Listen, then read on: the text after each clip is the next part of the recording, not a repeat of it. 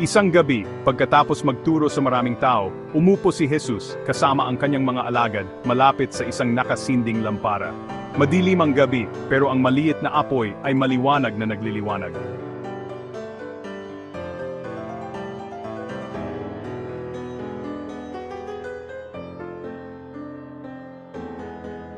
Sisisindihan ba ng isang tao ang isang lampara para lang itago sa ilalim ng basket o sa ilalim ng kama?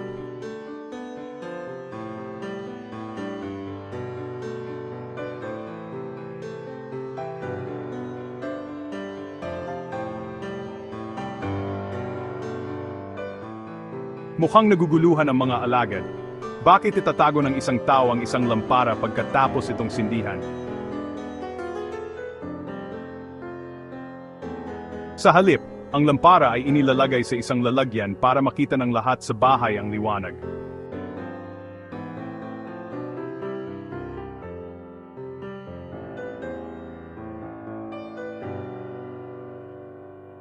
Hindi lang tungkol sa lampara ang sinasabi ni Jesus.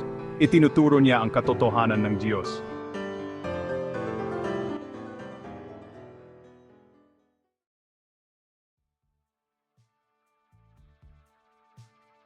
Ang nakatago ay mabubunyag balang araw, at ang lihim ay ilalabas sa liwanag.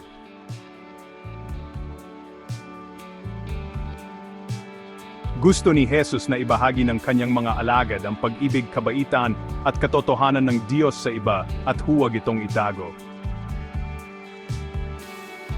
Ngayon, kaya rin nating pasikatin ang ating liwanag.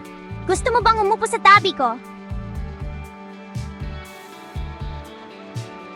Bawat gawa ng kabaitan ay kumikinang na parang maliwanag na lampara sa madilim na lugar.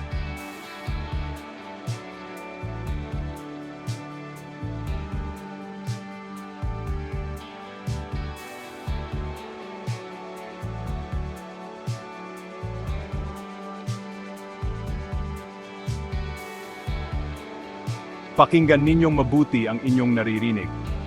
Kung mas nakikinig at naunawaan ninyo ang katotohanan ng Diyos, mas marami kayong matatanggap na karunungan. Kapag sinusunod natin si Jesus, mas lalong lumiliwanag ang kanyang liwanag sa ating mga puso.